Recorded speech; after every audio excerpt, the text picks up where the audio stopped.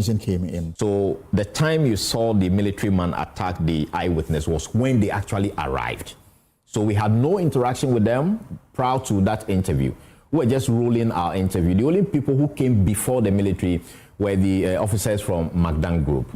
So the gentleman started speaking to us. In less than a minute, we heard sirens, and military men with guns, jumped off and came straight to us. And you saw what happened in the video. And so we were not the only media people there. There were other journalists also who actually took to their heels. But because we were the first people they encountered, we could not escape. Others managed to escape. But personally, you as a reporter, did you suffer any assault? Of course. If you saw the video that rolled earlier, was basically like on the ground. Yes, the camera was actually on the floor. So it was when he had some space and took the camera. That was when he was able to film what we are seeing now. So they thought that I was filming when I received a call from a producer to find out whether we're ready to go on air. So I had two phones. One, I was using my left hand to listen to communicate, and one was on my right. So then they thought with the right phone, I was filming. That was when they rushed. And if you listen to the conversation, they said I was filming. It was at that point that the man said he was going to give you a slap. Yes, and by the time I heard that, I had a punch from behind, heavy one. And I tried turning. Did you see the person who assaulted you? I saw his face when I went back to... Civilian or military officer? Military officer in military. But of course, many of them were masked. So you couldn't see. But for him, you saw his face. I saw his face. You can identify him anytime. Yes, at close range. He was just behind me. So when he gave me the second punch, I could not see. And it took me a few minutes to, regain myself. By then, my phones were taken.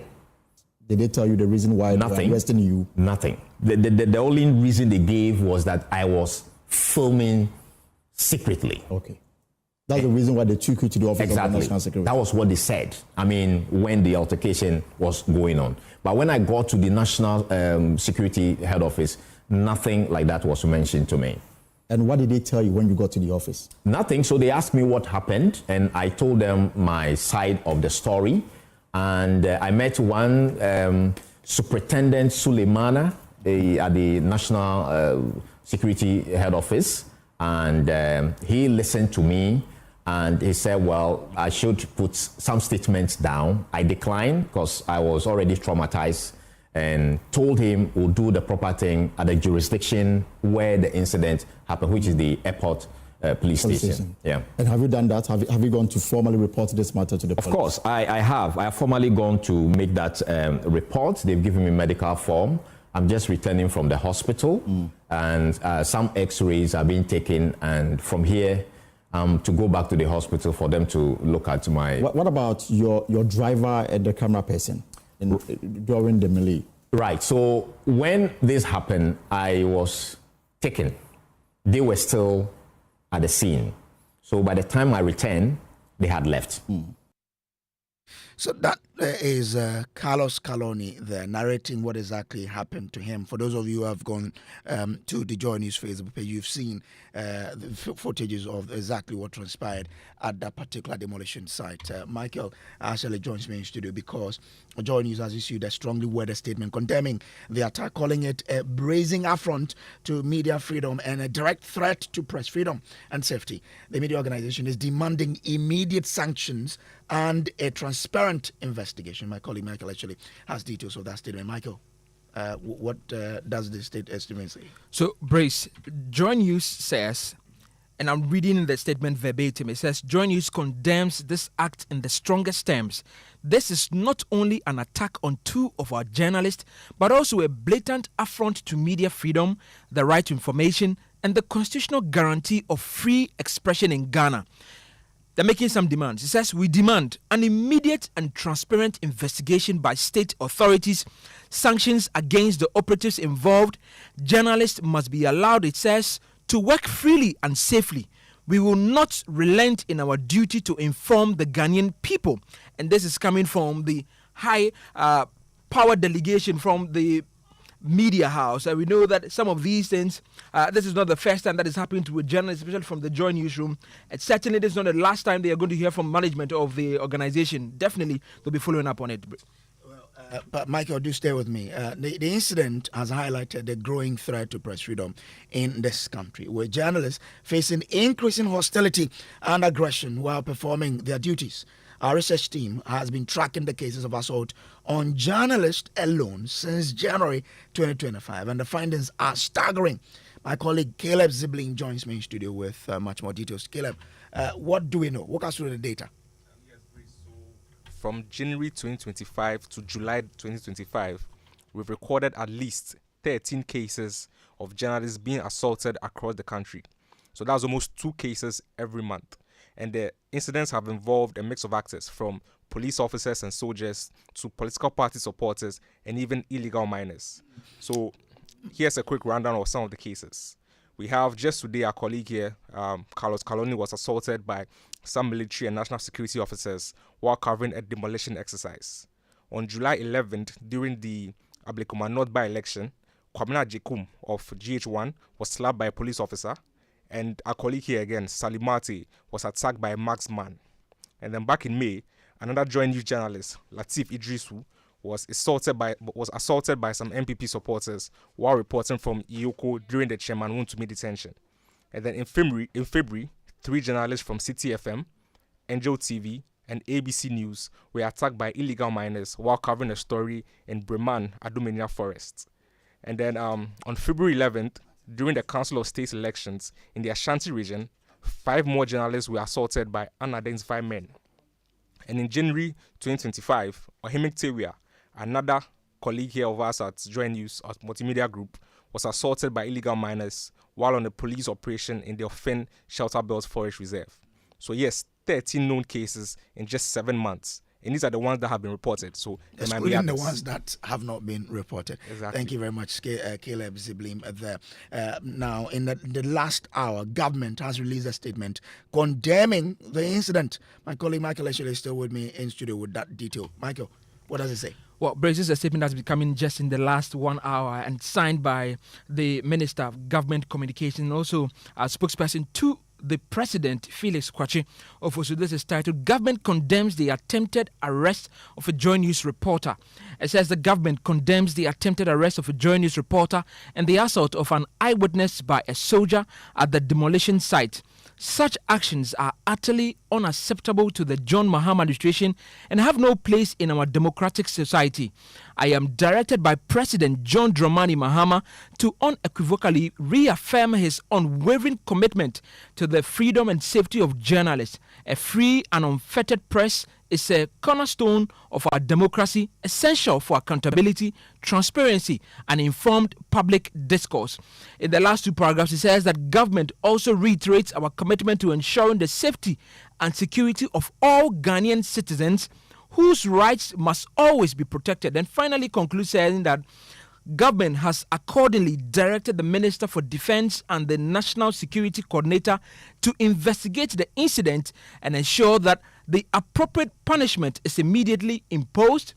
Appropriate disciplinary and punitive measures must be applied without delay to ensure accountability and prevent future occurrence. Brace. This is exactly what government is saying now. Grateful to you, Michael Papani Ashele there. Let's time now for us to bring in more people who have really been following this particular story here on Joy News on Top Story.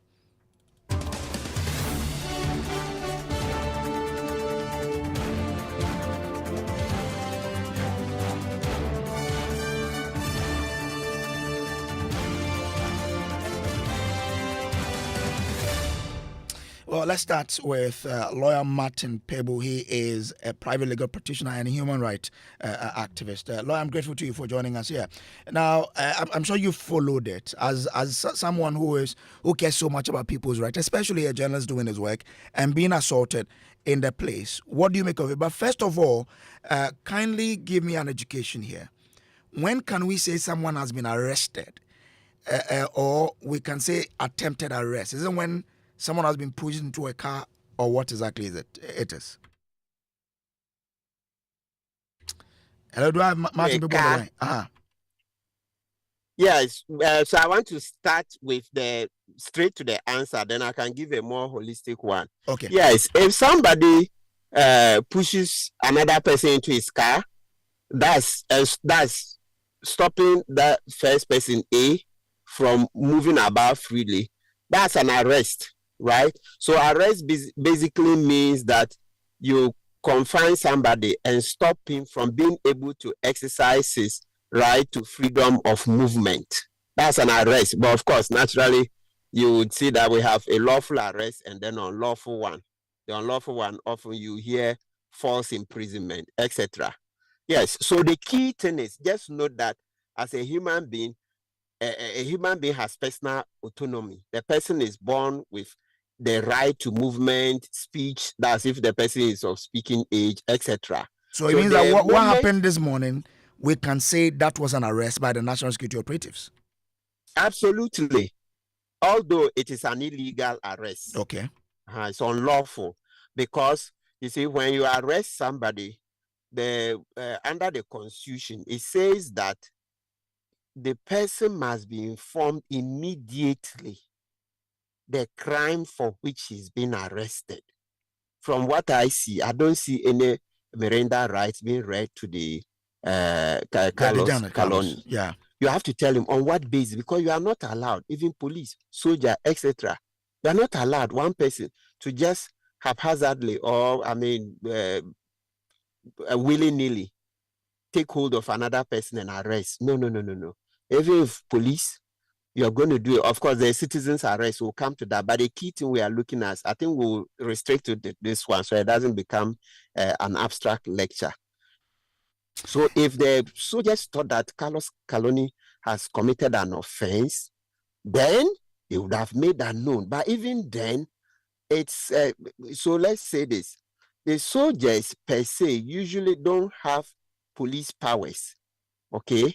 It's the police who have police powers. So if a soldier is going to arrest, then it means that the soldier will arrest when meaning that he's arresting as a citizen.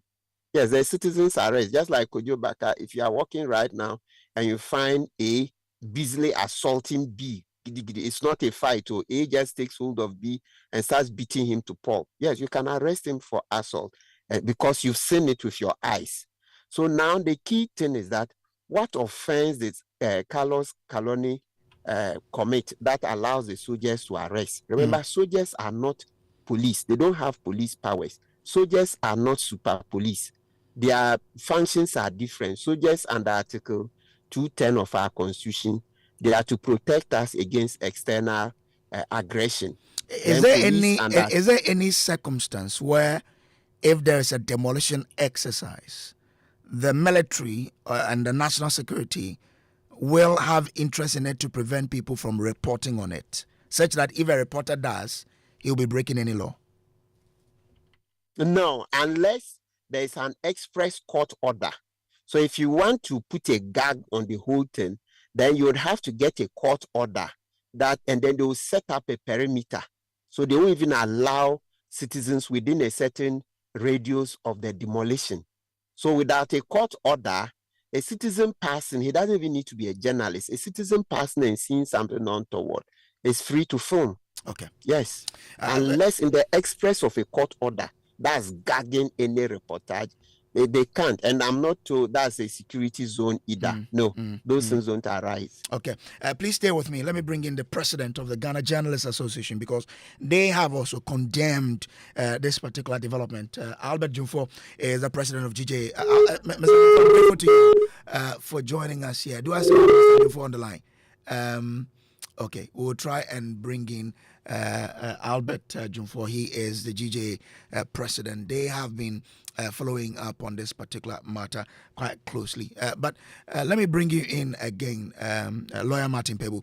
What is your expectation of what government should do? Government has released a statement and is calling on the Ministry of Defense to conduct an investigation into it. Is that what you expect the government should do now in this particular case?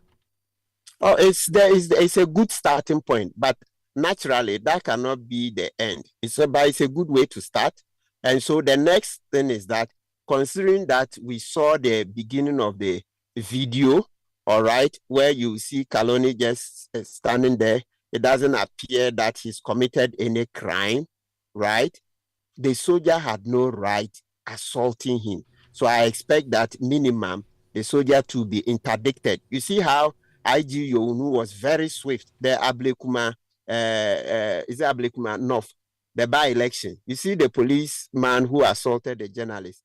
IG Younu didn't waste time. Quickly, he had him interdicted. Okay. So the military should be very swift. And I'm especially interested in that because I can remember the last time there was a City FM reporter who was assaulted by the military. We didn't hear what finally came out of it. And then before that, also some journalists assaulted by the military. We need to rein in the military. All right. Do stay with me. Let me bring in the president of GJ, Albert. I'm grateful to you, sir, for joining us here. Unfortunately, okay. I think the GJ president is gone. But so you are calling for the interdiction of this particular military personnel? Absolutely. And very quickly, it needs to be swift to send a lesson to the rest of them that no, there's no space for that. The head, you see, under our current constitutional architecture, the military is not a law unto themselves. So that's why the commander-in-chief is the president. So military under civilian control. So it's not for nothing that the president, who is a civilian, is commander-in-chief. It's a very salient constitutional balance that you don't leave the military as law unto themselves. That's why the president is commander-in-chief. So we need to safeguard that constitutional architecture. It's not only in Ghana, most places in the world. Yes, the military, but under civilian control. The military is not a law unto themselves. Unfortunately, some of our citizens who don't understand our constitutional architecture usually like to hail the military. They even forget that, look, we've had military rulers, and it was the same corruption, worse corruption, brutalities, etc. And some were too young, etc. Please, it's military under civilian control. Okay. Let's emphasize that. Under civilian control, not military as a law unto themselves. Okay, so I've followed some comment on social media in relation to this development, and people tend to say that, well, this is never going to end. They've given up. What can we do to ensure that this military brutality, national security, abusing people just in the name of being national security operatives, when can we ensure that it ends? What must happen? Let's give it more traction. Just like, we're having it this evening. Tomorrow morning, let it be the key matter. The next day, for the rest of the week, you will see, you will get results. But if tomorrow you move on to something else, the military, they're also politicians. When you go into the military, you hear face fine, eye service. Military too is a lot of politics. So they also watch, okay, beyond some, grades, certain positions. It's a lot of politics. If you are not politically aligned, you won't get promoted, etc. So what I want you to understand is that military too, there's a lot of politics. So if you move away, they won't do anything. But if you put the radar squarely on them, tomorrow, the next day, you are discussing it. In 7 days, you'll get results. But you move away tomorrow and see. It will turn like the assault on the City FM reporter and the previous ones.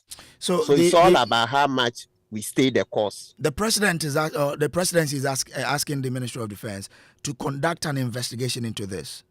What kind of form should this investigation take? So that, as you're saying, we can all keep our eyes on it to know where it's going. Ordinarily, you can have the Minister for Defense can say, look, he wants to hand it over to the police. Yes, because the police within the jurisdiction of the police. I think that would be better.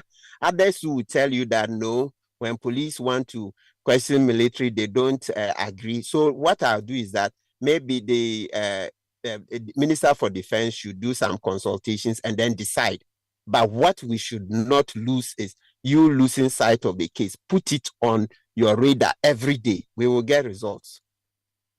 Quite interesting, because once this continues, and we've seen the number of people who have been abused in the year, it makes it quite difficult for journalists to do their work.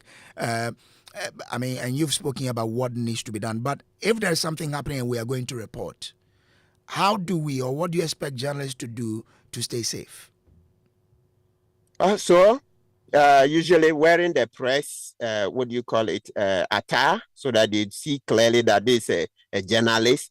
But even without wearing the press attire, the basic thing we're using is that the starting principle is that if they think the exercise is a very sensitive one, so they don't need citizens, whether journalists or otherwise, there, you would go for a court order. It's only a court that can cause that. Or sometimes they say if it's declared a military zone, etc., those things. But once those have not been done, it doesn't matter that any citizen, we also have citizen journalists, right? Any citizen person and seeing something that looks, even it may just be that the person is excited at what he's seeing and is filming. So without a court order prohibiting this thing, and without the place having been declared as a security zone, nobody should go near it. It doesn't matter that the person filming is not a journalist. No. Right. So those are the prerequisites. Were any steps taken to declare the place a security zone, or is there a court order forbidding anybody from reporting on that exercise? In the absence of that, no, you're free to take the pictures, you're free to film. So I'm grateful to you, Lawyer Martin Pebu, for talking to us tonight. This has been Top Story, brought to you by Telecel Connecting Energies. Up next is Newsnight.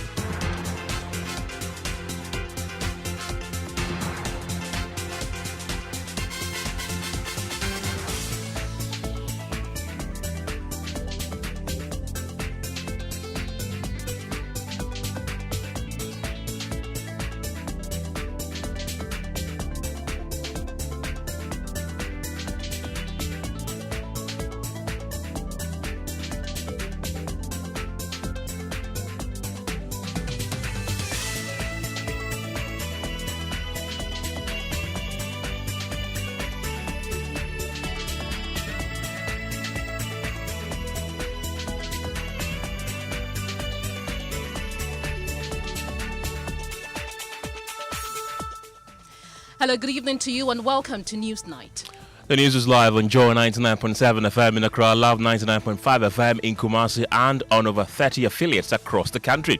Coming up tonight, OSP summons TV host Paul Adom-Otchere over airport revenue audit scandal. We have exclusive details here on Newsnight. Also coming up, Christian Council warns military against inflaming tensions in troubled Boku, days after President Mahama directed the armed forces to shift from peace to peace enforcement. And no more toll booths. Ghana to adopt fully electronic toll collection. More from the roads minister as he announces reforms to deal with contractors and persons who supervise shoddy roads, including surcharging them. Physical barriers in any road, and the tolling would only apply to roads that are engineered, meaning that roads that have been fixed. So we don't intend to put tolls on any rough road and other things. We'll also hear his response to the minority in Parliament over claims of alleged bias in the allocation of roads under the Big Push initiative. And also in NSMQ tonight, Boku School back on top in Ashanti Regional Championship of the National Science and Maths Quiz, ending your 3-year wait. And coming up in business, Bank of Ghana cuts its key lending rate by some significant margin to 25%, the biggest cut in a long while, as it seeks to reduce the cost of credit and stimulate growth. And in sports, Ghana Premier League side Nations FC open to the sale of Razak Simpson if the right offer is received. We've got the latest of these and many other stories coming up tonight. My name is Kenneth. Gyasi. And my name is Ofori. You can join the conversation via our WhatsApp platform. It's 055 11 11 997. Details after this. Small money day, big money day, way too much money day. Telecel too much money promo drop. If for dial star 500 hash, then join them. For the Telecel too much money promo inside, you will win 100 Ghana cedis cash for the daily draws, 20,000 Ghana cedis for the weekly draws, then 1.2 million Ghana cedis for the grand draw inside. That be 1.2 million Ghana cedis. You for just reload airtime, then get points with it make you win. Make you dial star 500 hash or go the Telecel Play up top. Then book inside riders give the Telecel too much money promo. Terms and conditions apply. Telecel. Connecting energies. This promo will be NLA way they regulate them for the Caritas Lottery platform top. Couldn't sleep at night. Mosquitoes will be whining my ears. Bugging me all night long. Till I got a remedy. Now I'll be spraying them away with holy insecticide spray. Me I go spray them away with holy insecticide spray. When I sleep, me die, now my God with holy insecticide spray. Holy mosquito coil, holy multi-purpose insecticide spray. Ghana Kron Kron. For bulk purchase, call 0302 681582. This advert is FDA approved. I warned you, Elation. The river which fills up before our eyes does not sweep us away in its flood. From the stables of April Communications, the National Theatre and Image Bureau comes the pinnacle of African theatre. No. My powers deserted me. No, child. It is what you brought to be. Wole Soyinka's timeless classic, Death and the King's Horseman. Live at the National Theatre, Saturday 23rd, Sunday 24th, Saturday 30th, and Sunday 31st August at 4 p.m. and 8 p.m. each day. Tickets selling now for only 200 cedis standard and 300 cedis VIP at www.imagebureaugh.com or dial star 714 star 46 hash. Don't miss this epic tale of destiny and courage. Supported by Neplant Car Rentals, Ghana Tourism Authority, and Joy FM. Sponsors, Stanbic Bank, The Luckiest, Bill Savings and Loans, and proudly brought to you by MTN. Hello again. The Office of the Special Prosecutor has summoned Paul Adom-Otchere, former board chairman of the Ghana Airports Company Limited and host of Metro TV's Good Evening Ghana, to appear for questioning in connection with a corruption investigation. Well, the probe centers on a contentious revenue assurance audit deal between the Ghana Airport Company and a private firm linked to the CEO of Strategic Mobilization Limited, SML. According to a letter dated July 25, 2025, the OSP has identified Paul Adom-Otchere as a suspect in the ongoing investigation into alleged corruption and related offences. Now, the OSP has directed Paul Adom-Otchere to present himself. We'll bring you more on the story later in the bulletin. And in other stories tonight, the Christian Council is cautioning the military against engaging in acts that could inflame tensions or alienate the locals in Boku. Well, this comes on the back of concerns raised by President Mahama about the resurgence of the Boku conflict, stating that the current fighting is being carried out by individuals who seek to derail the push for lasting peace. Now, speaking during a courtesy call by the overlord of the Gonja Kingdom, President Mahama said he has directed the Ghana Armed Forces to take a more robust approach towards anyone involved in criminal activities. Your Majesty, there can be no progress without peace, and I wish to commend you for the peace that reigns in Gonjaland. It is my wish that other areas will learn from the peace that Gonja enjoys. So I take this occasion to appeal to our brothers and sisters, Kusasis and Mamprusis, to give peace a chance. We cannot accept this current situation where students are shot in school and killed. We can't accept the current situation where teachers, public officers have all run away from Boku.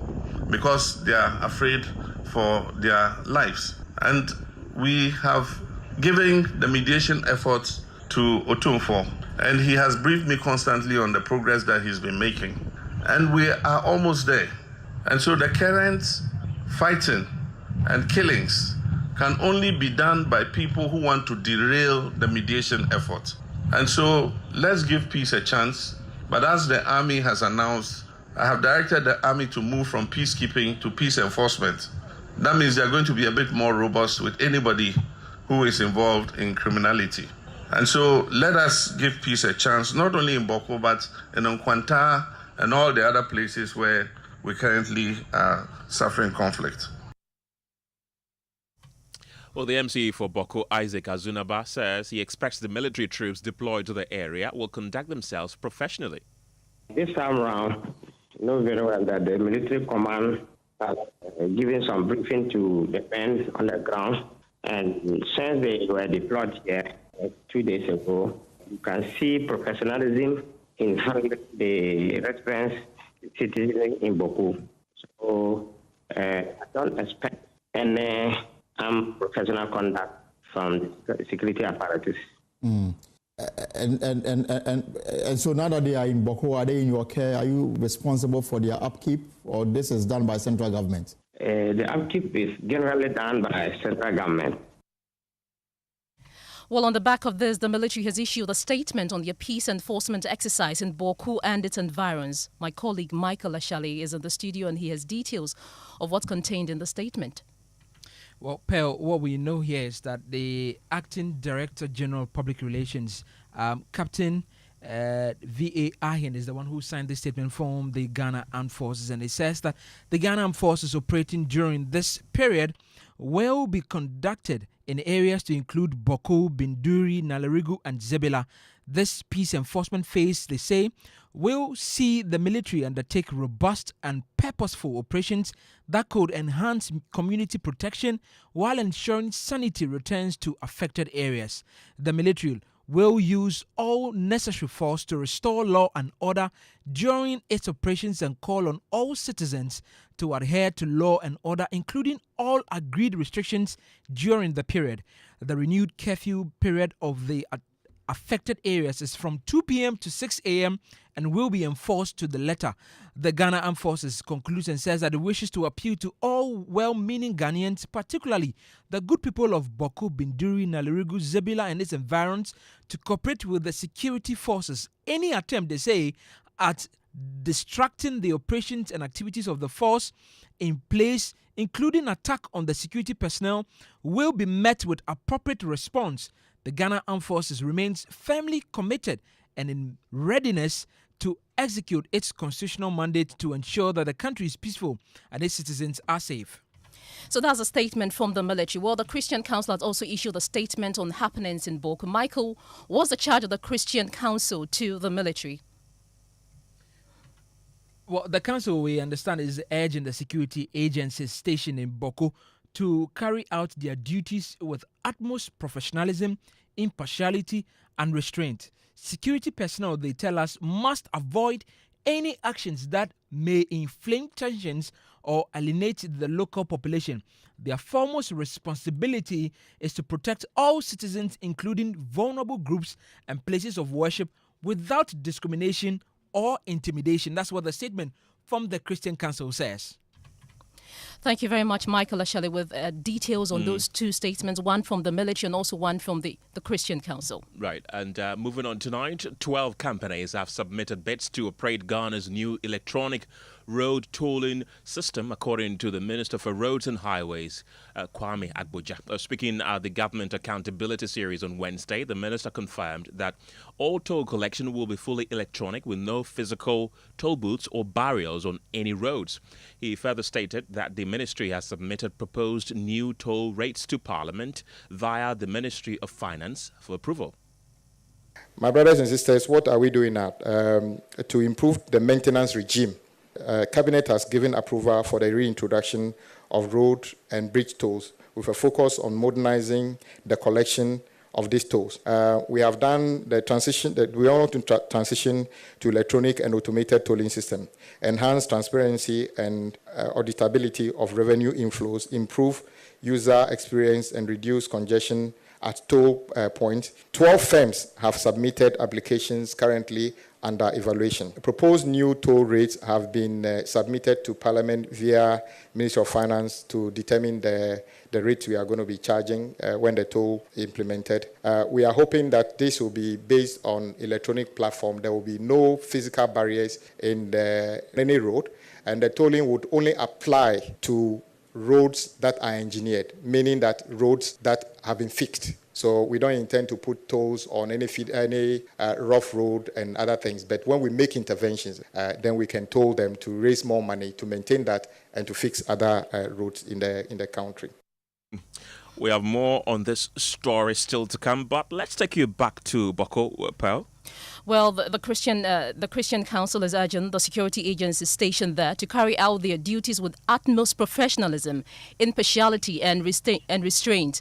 Security personnel must avoid any actions that may influence tensions or alienate the local population. Now, their foremost responsibility is to protect all citizens, including vulnerable groups and places of worship, without discrimination or intimidation.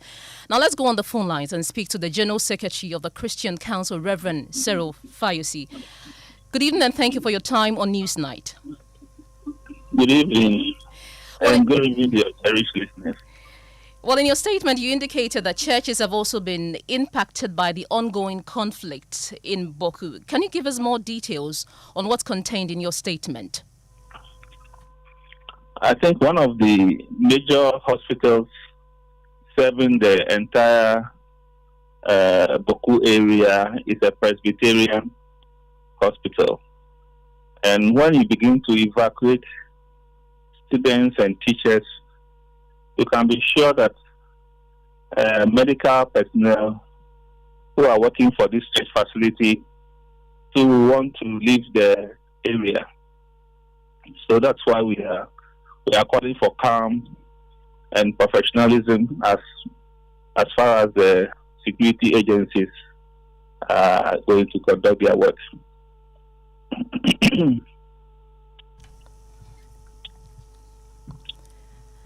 Is there a reason you're talking about the impartiality part? It's not for any particular reason. It's a general statement that sometimes you can have security agencies support one faction or the other, and that is not what we are calling for. We are calling for being impartial and professional in their work, in their approach to peacemaking and enforcing the peace. Reverend Cyril Fayose, thank you so much for speaking to us. He's the General Secretary of the Christian Council. Indeed, and a reminder again that you can be part of the conversation by sending us a WhatsApp on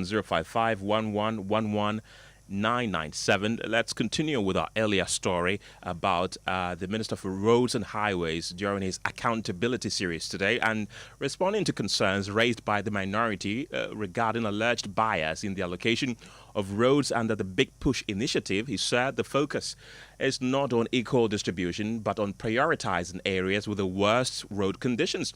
He dismissed claims that any region had been neglected, stating that all regions have been considered. We were not there when the budget was read. So how would they have understood what was said? Maybe they are acting on rumors since they were not there. But what the finance minister said was quite clear. And then the Big Push projects are in two categories. President Mahama's vision for roads that he has mentioned in the past, which we've been working on, and the additional projects that we have taken on as a result of the nature of those roads, which do not have enough sustainable source of funding. So, for instance, when you take the Western Corridor from Winchi, it doesn't start from Winchi, but the project we are doing is from Winchi to Wa. So, how do you try to share the road from Winchi to Wa amongst everybody? Because, truth be told, the road between or within some regions are better than others. In fact, when I went around, I didn't even see any contractor working in any part of OT region. It was as if it didn't exist. Almost every contractor working in OT was off-site. So there wasn't any project going on. And there are some places that contractors were actively working. Reset means equity as well. So if you have more and others have nothing, we bring them also to a level of sustainability before we share the other ones. So it is not about sharing equally amongst others. It's about addressing the issues. I can guarantee you, Big Push project touches every region, all the 16 regions. It is not even true that there's a region that has been left out of Big Push. Every region has got a Big Push project. So I can sympathize with my colleagues who were not there when the budget was read, that maybe they're acting on rumor. Well, the minister also outlined new measures aimed at holding contractors accountable for substandard road construction. Everybody knows a road that was built, which should last for 10 years, which is failing. What we are doing is to let agents of state who look into this to look into them. But going forward, we are saying that from now, contractors who get work must show competence and commitment to do the good job. For instance, we notice at the ministry that contractors get work, and then when they are asked to buy, let's say, performance bond, they go to an entity. The entity, without making any checks, give them some cover, believing that government will never come back to cash the bond if things go wrong. Let me sound this warning. From now, when you are a contractor, you do work, and the work fails without explanation, we shall cash the bond. We shall cash the bond to use to restore the road. If you are a consultant, before you get work at the Ministry of Roads and Highways from now, you will need to buy professional indemnity insurance. Because if you supervise work that fails without any explanation, we will draw down on your insurance cover to make sure we cover the damages that you have caused. So this is a very clear message to contractors and consultants. We are no longer going to tolerate shoddy work under any circumstances. And also the third leg, staff of my agencies who supervise. And indeed, read what the finance minister said and part of our laws. If you are working with highways, feeder road, urban road, and you supervise work or authorize payment for works that were not done or were not done properly, if we find you out, you will be surcharged. I think that is just quite clear. That is the only way we can restore some sanity and decency and also improve the quality of work. That's the Roads and Highways Minister, Gavin's Kwame Agboja there. Let's move on tonight because the Ghana Journalists Association and the Media Foundation for West Africa have strongly condemned the violent assault and arrest of JoyNews journalist Carlos Kaloni while he was covering a demolition exercise in Spintex here in Accra. The incident has sparked widespread outrage, with the two organizations accusing the government and the national security of perpetuating a culture of impunity against journalists. My colleague Carlos Kaloni narrates how it all unfolded. Around 6:20. That was on when? Is it Thursday or some? It was Tuesday. I'm a pressman. What are you doing? He's an eyewitness. What are you?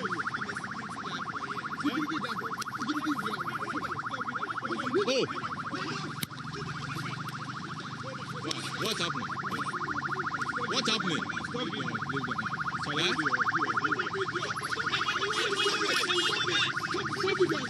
You are pressmen. No, but the way he handled the machine can have an impact. We are here to report on what is happening. Yes, we are media men. Yes. We understand you are doing your work, but you cannot stop us from doing our work. Yes, respectfully. Yes. Okay. That's what I'm sorry. No. I'm sorry, we're using the phone. I'm just making a call. It not become evidence. Not become evidence. Now. It not become evidence. I tell you, just press the phone. I was talking to my producer. I'll slap you. Oh, don't slap him. So that's how events unfolded earlier today between Carlos Kaloni, an eyewitness, and the armed military personnel. Thankfully, we have on the telephone lines the president of the Ghana Journalists Association, Albert Kwabena Jumfo. Thank you very much for your time tonight. Beyond condemning this act, what else? What other steps is the GJA going to take? Okay, Kenneth, let me first of all greet your cherished listeners and also commend your team for serving Madagascar.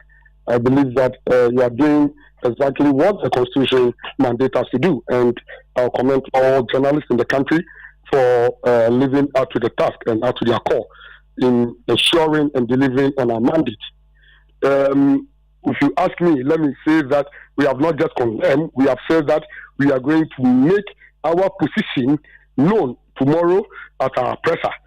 We have said that this is really unfortunate. You see, within a period of 2 weeks, we have had officers attacking journalists. You just remember 2 weeks ago, during the Boku North rerun, a senior police officer, openly, publicly slapped a journalist, assaulting a journalist. And today, we have men and women in uniform. The security institution, the security is supposed to provide and safeguard lives and properties in this country, are rather inflicting pain and injuries on us. The security, which is supposed to protect lives and properties, to ensure that we go about our usual duty, our normal duty, without fear or favor, they are rather attacking us. It means that there's no security. It means that we live in a state of fear. But regardless, we have said that nobody can guard the media in this Ghana. Nobody can guard the vibrant media we have, the media pluralism we have built over the years. Nobody can guard us. That irrespective of what they do, we will continue to discharge and deliver on our constitutional mandate without fear or favor. And so we condemn it in no uncertain terms, and we are saying that it is very scary that, look, we are in the 7th month of the year, and we are telling you that as we speak, we have recorded about 12 attacks on journalists already. Right. Averagely 2 every month. This is very scary because, Kenneth, let me give you the data or the statistics. The records available to us indicates that averagely in the past 20 years, every year, the attack on journalists starts at 12. It means that every year, the attack on journalists, the number of journalists who are attacked in the line of duty stops. Today, we are just in the 7th month. Even before the 7th month ends, we have reported 12 already. Right. Very alarming. Very scary. Very alarming indeed. And our research and data team here at JoyNews puts that figure at 13. Do you think that that could anyway impact how journalists go about their jobs? Will that put some sort of fear in journalists? And could that even affect Ghana's ranking on the World Press Freedom Index? It's very unfortunate, but the truth is that yes, it will affect us. We have been fighting, that under my first term as the president, I led the charge to end or to fight against perpetrators who rejoice and who has the tendency of inflicting pain on journalists. Remember that we took so many drastic measures and decisions to end this impunity. And it's unfortunate that it is now becoming alarming during this year. And you see, it will not just affect our ranking on the World Press Freedom Index, but even the way the international media system, how they see Ghana, because Ghana is seen as one of the freest media environments in the world, and especially in Africa. We believe that under the current government or president, we are fortunate to have our very own, one of us, who is the person of President Mahama, who is a member in good standing, a good member of the association, leading the charge as the commander-in-chief of the Ghana Armed Forces. Somebody who we know that shares in the plight of journalists, who we know shares in the pain of journalists, and understands the difficulties and the challenges journalists go through. We are putting our lives on the line just to serve the good people of this country. And that this thing is happening. We believe that President, in the early months of his administration, have engaged him. He has given him some assurance which he fulfilled. One of them, or a few of them, one, you remember recently we arrested a suspect, one of the suspects in relation to the murder of Ahmed Swale. This was an assurance he gave me that regardless of how long the case has lasted, regardless of how cold the case has become, he's going to make sure that the police resurrected and ensure that the suspects and the perpetrators are brought to book to face the full rigor of the law. Okay. And he fulfilled it before the end of March. The police have come out to tell us that they've arrested one of the suspects. Now, coming forward, Latif Idrisu of Multimedia, your own person, when he was arrested when he was assaulted, during the arrest of Untumi, just right in the what at the forecourt of the local office.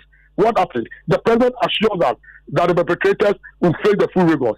Just few days later, the police arrested one of the suspects, arraigned him before court, and was remanded. Very chilling news. So with all this news, we thought that, we were getting somewhere. Just for us, in the span of 2 weeks, record 4 attacks. This is unprecedented, and we are saying that it's very scary. And we are going to make our positions known. We believe that the president immediately must direct the arrest and interdiction of these security officers who perpetrated this attack immediately. Even though we commend, in as much as we commend them for the statement issued, we believe that the immediate step is to arrest, cause the arrest and interdiction before investigation can even start. Because we are not just impressed with the investigation bit. Mr. Jofo, are you giving any timelines to government? We will set our position tomorrow. After that we are addressing the media and the public tomorrow at 2 p.m. at the Ghana International Press Center, and we will make our position clear on this matter. And we will also let them know that if the security think they can continue to assault us, we also will explore all the options we have. In fact, the plan is lighter than the sword. We have our weapons, and we are going to explore the options we have in combating such impunity against our members. Albert Kwabena-Jumfor is the president of the Ghana Journalists Association. Thank you very much for your time this evening. Let's take you to the court now, pal. Well, the Court of Appeal has granted bail to founder of the defunct Capital Bank, William Atu-Essien, in the sum of 10 million Ghana cedis with 2 sureties pending the determination of appeal against his 15-year custodial sentence. A 3-member panel chaired by Justice Anthony Opon ordered Atu-Essien to deposit his passport with the registry of the court as part of the bail conditions. Mr. Essien's legal team turned to the Court of Appeal after the High Court dismissed a similar bail request in February. Now, the latest development in the case comes amid growing calls on President John Mahama to grant him a presidential pardon.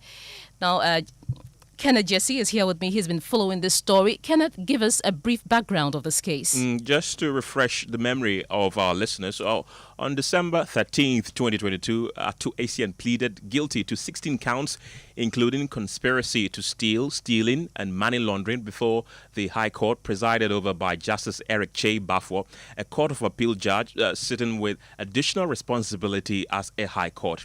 Now, his guilty plea formed part of a plea bargain agreement with the state under Section 35 of the Courts Act. And according to the agreement, Essien was to refund 90 million Ghana cedis to the state. At the time of the agreement, he had already paid 30 million cedis and was required to pay the remaining 60 million in 3 installments. However, by April 28, 2023, he failed to pay the first 20 million cedis installment.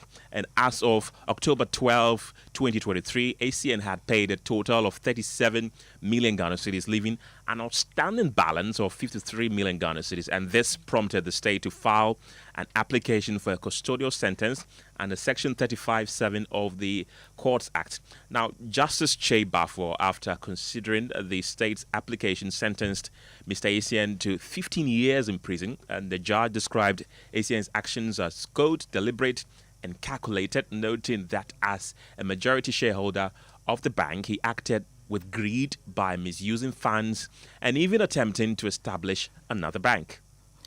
Thank you very much, Kenneth Gyasi. We can now go to one of our top stories where the Office of the Special Prosecutor has summoned Paul Adom-Otchere, former board chairman of the Ghana Airport Company Limited and host of Metro TV's Good Evening Ghana, to appear for questioning in connection with a corruption investigation. Now, the probe, we understand, centers on the contentious revenue assurance audit deal between the Ghana Airport Company and a private firm linked to the CEO of Strategic Mobilization Limited, SML. And we're excited and glad to have Paul Adom-Otchere here on Newsnight to talk to us about this issue. Now, Paul, before you tell us what you know about the reason you're being pursued by the OSP, what's your initial reaction to the OSP's summons for you to submit yourself for investigations?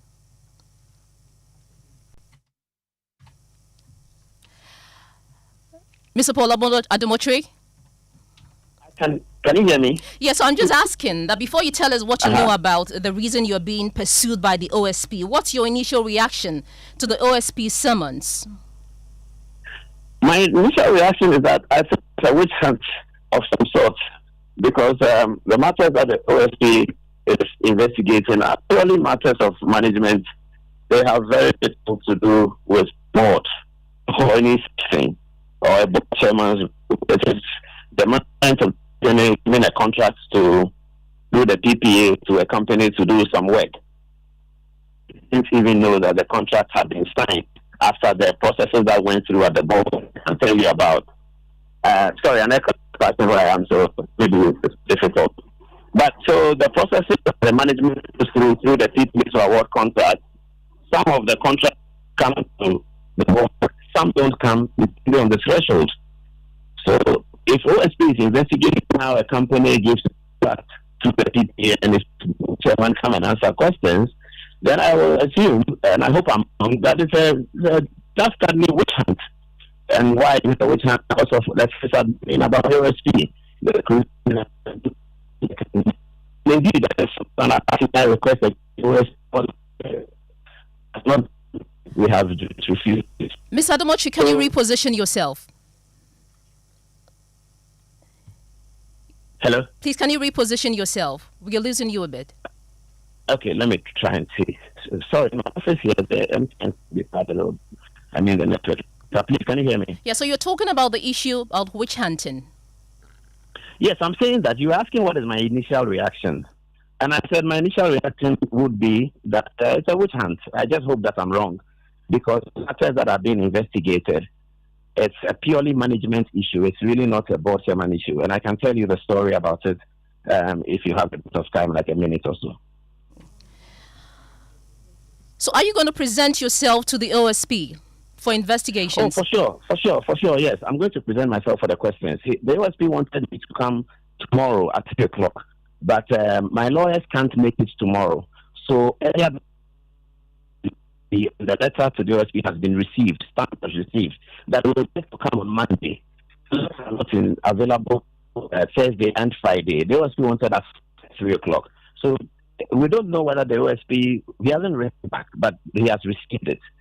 So we will check tomorrow morning and see. But Monday, I will surely be there.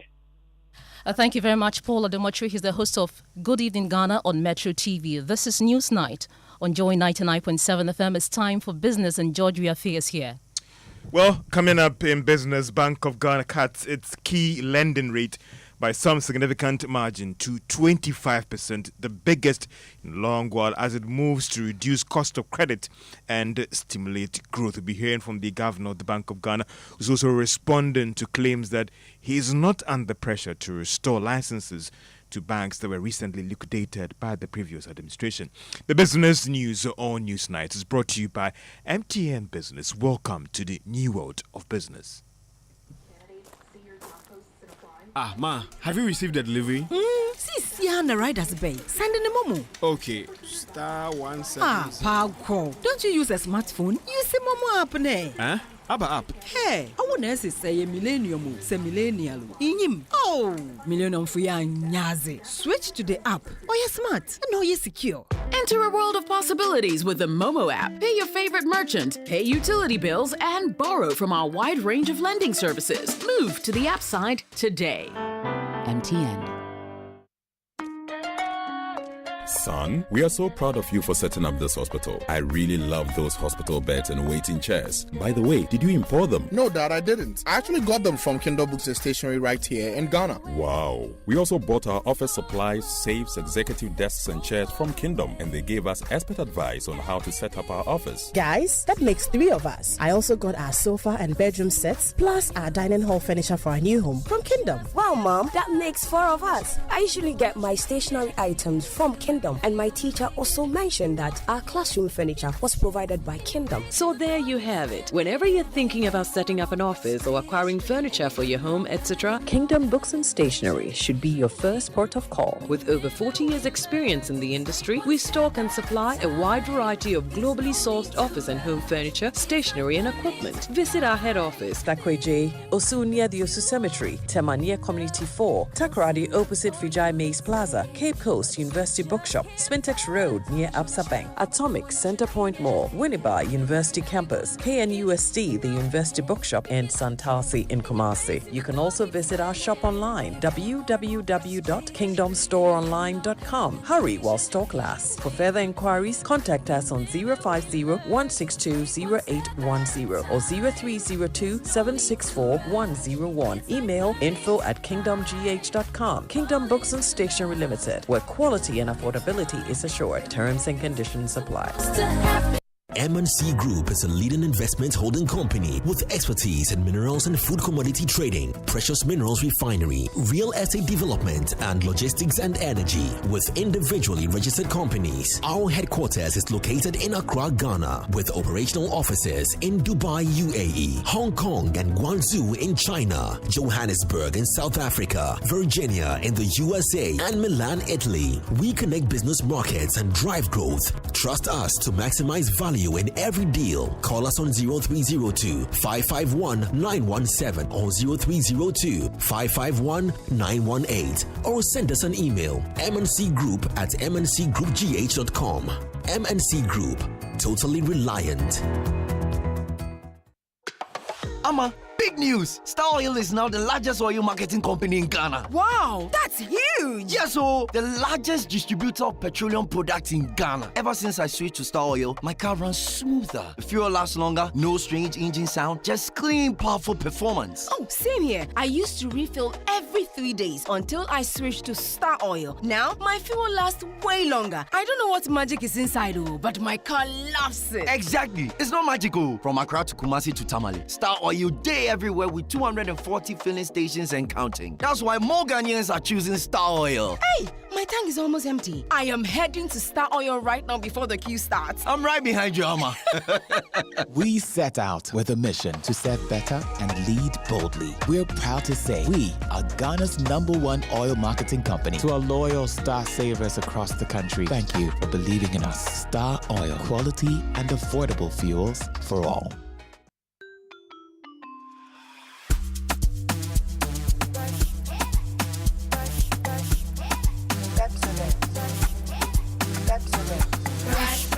Brush your teeth every day and night. Up and down and all around. Brush the feeling bright. Brush your teeth. Brush with mom and dad. Underneath and in between. Brush the germs away. Pepsodent, cavity protection. For 10 times stronger. This advert is FDA approved.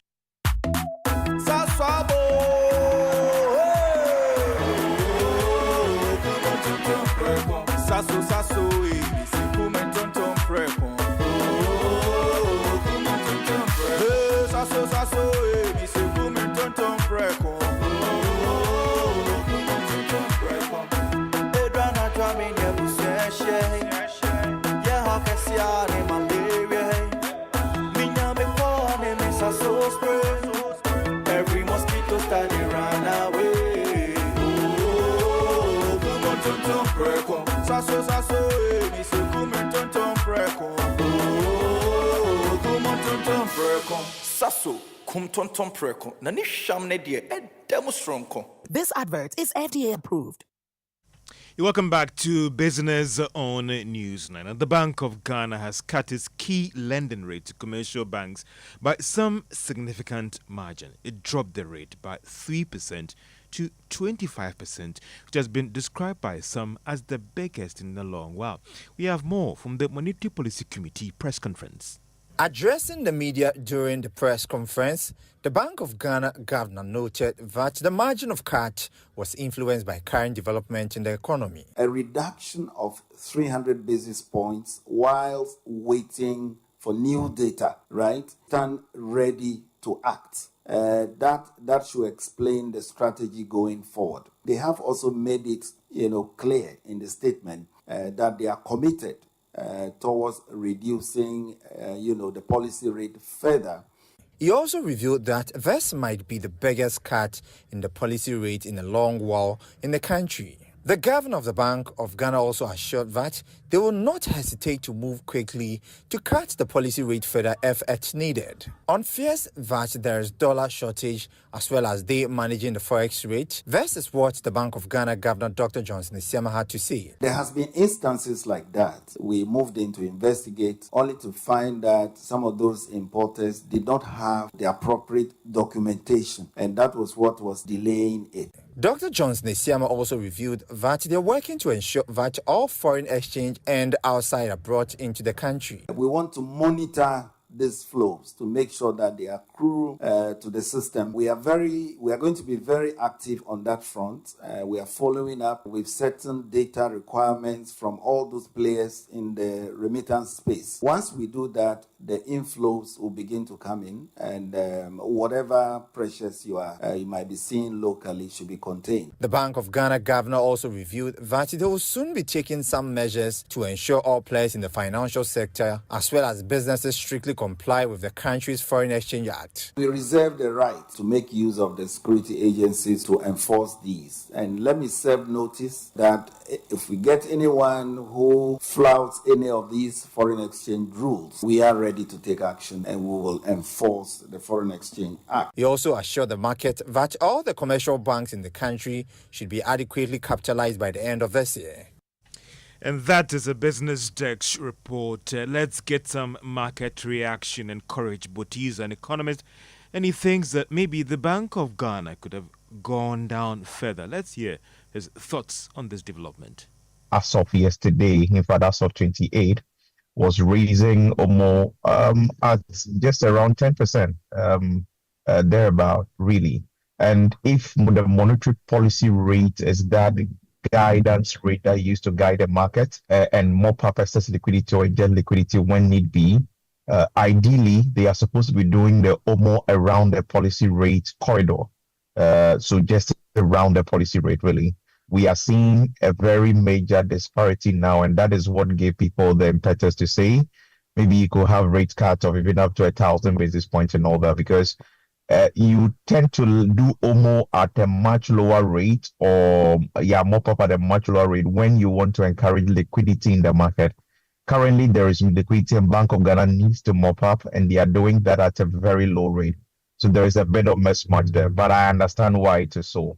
Central banks do not move to rattle the market, and so they will adopt a gradualist approach.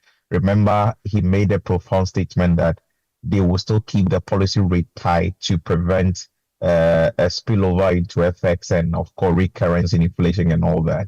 So it would be a gradual approach towards maybe at the level they are comfortable with. So, Courage Botti is an economist. Let's still stay on issues from the Monetary Policy Committee, because the Bank of Ghana Governor, Dr. Johnson Isiama, has maintained that he is not under any pressure to restore licenses of banks that had been liquidated in recent times. Let's hear from him.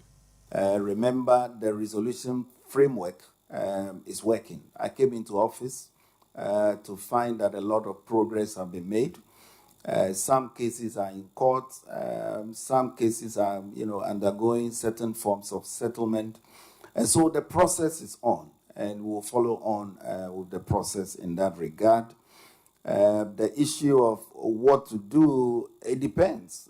For example, if a court reaches a decision and instructs us to go in a particular way, the board of Bank of Ghana will look at that.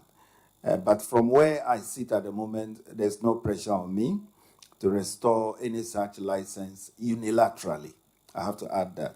No pressure on me to restore anything unilaterally. And that is the governor of the Bank of Ghana. Dr. Johnson Isiama.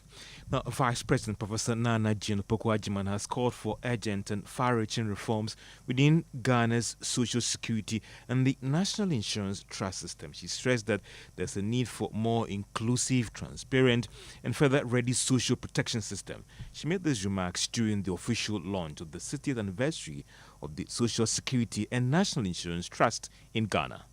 We must also pause for reflection.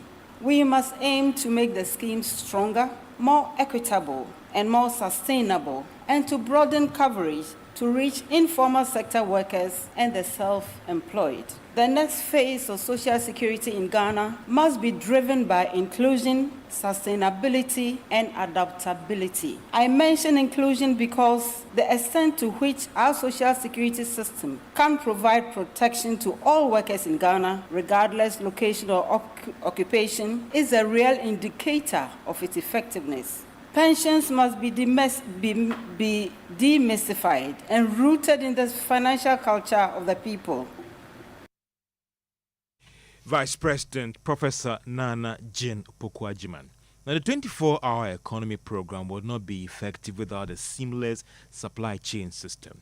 Now, that's according to supply and logistics chain practitioners here in Accra. Now, speaking to Joy Business at the end of a supply chain business forum and exhibition, Director at the Center for Applied Research and Innovation in Supply Chain Africa, Professor Nathaniel Boso, explained that overhauling the sector may be necessary. 24-hour economy cannot, people can talk about it as a policy, but in practical terms, in terms of its impact on Ghana economy, it cannot work without a 24-hour supply chain system. So let's look at it this way. You want businesses to feel comfortable to invest, to operate 24 hours, 7 days a week, right? You must give them a reason why their supplies should be able to move from morning to evening to through the night. So I think it has to be looked at it as a holistic system of supply chain. Professor Nathaniel Boso is Director for Applied Research and Innovation in Supply Chain Africa. And that's all for Business on Newsnight. Back to our brother for sports.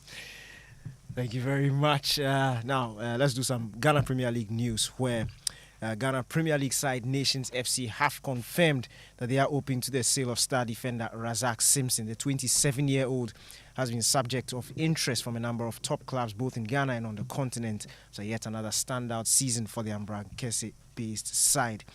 The Chief Executive Officer of Nations FC, Kenneth Boakye Ansah, revealed that the club is ready to sell if they receive the right price. Yeah, we have had a couple of offers. Just that we haven't concretized those offers yet. But we will not just him alone, but we will not put any impediment in the way of any of our players. If there is any deal, we feel it is right for the club, Nations FC, we feel it is right for the player, why not let the player go? He's a blaster material. He's a national team player, and so he will not go for cheap. We're not going to coach any figures yet. Once the offer comes in, we are okay, we'll let him go. No, he's had interest from Algeria, Albania. Locally, 2 clubs also came asking for his signature. Nations FC CEO Kenneth Boakye Ansah speaking there now. Zenith Bank, Ashfoam, and Serene Insurance have joined a long list of organizations who have signed up for the Joy Sports Invitational. The tournament comes off on August 9 at the University of Ghana Stadium. And this year's edition is sponsored by Royal Sweet Limited, Ayuda Game Energy Drink, Emigo Ghana, and the Luckiest. That's all for sports. Back to you guys. Well, thank you very much, Daniel, for bringing us the latest in sports. Now, government has committed $1 million toward settling part of its debt to the University of Memphis, Registrar of the Ghana Scholarship Secretariat. Alex Kweku Asafweje gave the assurance following recent reports that 181 Ghanaian students on scholarship in the US-based university are at risk of academic dismissal and possible visa revocation due to a reported $3.6 million in unpaid tuition and housing fees. Mr. Asafweje says the Secretariat is actively working to resolve the discrepancies. University of Memphis, we are on course. Students will not be deported. I give you that assurance. Even I think we are in the process of paying them some money this week. We are in the process of paying some money to them this week. So because the audit is ongoing, we are not paying all. We already paid 400,000 to them. We owe them 3.6, so remaining 3.2. We are paying them 1 million. If that is go through. Now the money is at controller. It moves from there to Bank of Ghana and the transfer is made to Washington. Well, let's get on to Zoom now and speak to Prince Bansa, who is the president of the PhD cohorts in the UK. Thank you for your time this evening. What was the last time you had any conversation on this with the government of Ghana? Thank you very much for having me. If you can hear me, please do confirm that because I'm getting some other obstructions. So. I can hear you. Yes, so I would say I've just had a long conversation and interaction with the management of the Secretariat from Accra. The reality is that I've been engaging the registrar as well, except that engagement need to produce some sort of practical outcome. And so that is where we are now. But to say that engagement is actually ongoing. And how do you intend to address or mitigate these challenges as you await on government? Yes, so I think the issue is quite very precarious. And as we speak now, the situation has gotten to a tipping point. And so for me, what I'll say is that whoever that is supposed to assist the registrar to make this payment as quickly as possible have to move into action and release funding for this situation. In the UK, we have so many students that are due for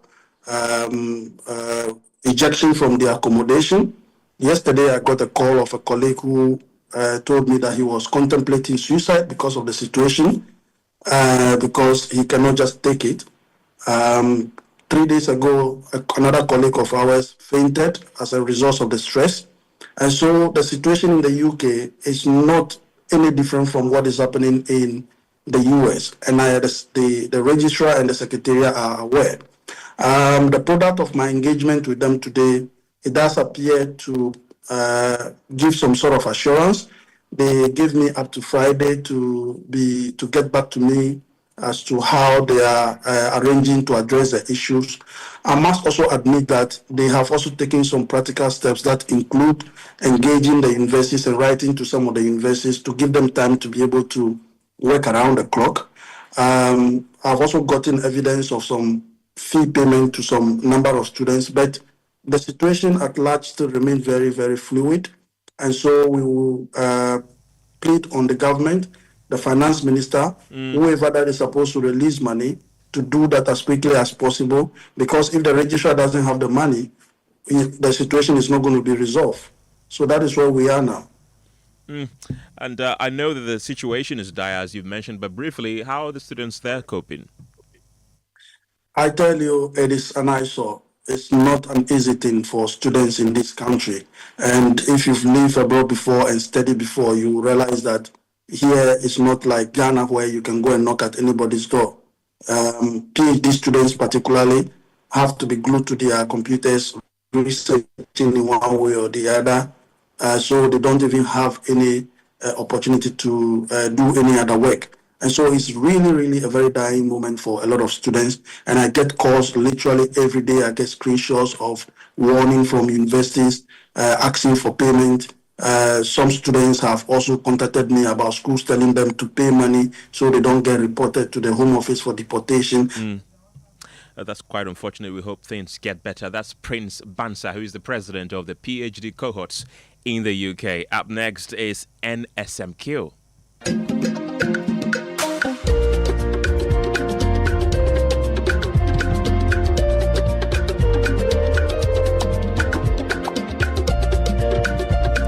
And after years of chasing the crown, Boku School has stormed back to the top, clinching the Ashanti Regional Zonal Championship in the 2025 NSMQ to end a 3-year wait. At the heart of their victories, Stephen Apemaba, a standout contestant who has written his name in the history books as one of the students to represent the school in the competition from Form 1 to Form 3. His journey ends in glory, guiding his team to regional triumph. And of course, my colleague Collins Frimpong has been there covering everything for us. Collins, run us through today's activities. So Ken, today started with the semi-final where the first contest we had Prempeh College competing alongside the only private school in this particular championship. I mean the Ashanti Regional Championship, Our Lady of Grace, who earlier on came in despite all the controversies in their championship contest. So that particular contest ended on a shocking note when everybody was expecting that Prempeh College will progress to the final and meet the big boys in there, but that wasn't the case. Throughout the contest, Prempeh was leading after round 1, but the last round, which is the riddle, Our Lady of Grace picked 2 of the riddles to qualify for the finals. And also Kumaka also qualifying as the best runner-up with 37 points there. So the second contest also came in with Opoku coming in to win that particular semi-final, the second semi-final. Then we had the final today where we had 7 also competing in there, and he helped Opoku to win with 52 points, and also Our Lady of Grace SHS with 33. Kumasi Academy also coming in with 20 points. Opoku received 4,000 Ghana cedis for winning and also helped their preparation for the national championship. We spoke with him looking at how things have been going on his path, right from Form 1 to Form 3, and also losing. At a point, he told me that it affected him some point, but not his academics. Thank you, Collins. That's our man on the beat with the National Science and Maths Quiz, Collins Frimpong. But we have a few of your messages that you've sent through our WhatsApp platform. Pearl, what are people saying? Well, Kofi Mensah from Teshiningo says, what is wrong with the military at all? They are not able to keep peace where there is war. They are not able to enforce order to stop galamsey. They rather seem to be enforcing order where there is no war or chaos. And we have a final one from Gyasi in Sakomon, and he says, we need clear legislation on what we can film and where we can film that. The stupidity of leaving it to the discretion of any uniformed person who thinks he can throw his weight about belongs to the jungle. I urge multimedia to push for severe punitive action against the military personnel who attacked Carlos Kaloni. And that's how we end News Night tonight. Thank you very much for being a part of the show. My name is Kenneth. Gyasi. And my name is Ofori. But right after News Night is Strong and Sassy with Enimwa. Hi. Hi, Kenny. How are you doing? How you doing? I like your shades. Thank you. It's an attempt to look like a serious person. Seems to be the trend that's going on. Well, I guess it's working. What are we talking about tonight? We're talking about content creation and if it's a profitable venture. So you know how everybody's starting a podcast? Yeah. Like everybody's starting a podcast. Yeah. Like, so should you even be starting? And why are you starting a podcast? And I wish there was a way we could regulate, those kinds of things. Anyway, that's not actually what we're talking about. What we're talking about is making money from content creation. So whether it's Facebook, Instagram, YouTube, TikTok, all of these, and what goes into making content that's quality, that's interesting, that's all of that. So it's a show about content creation, really. I'll be listening.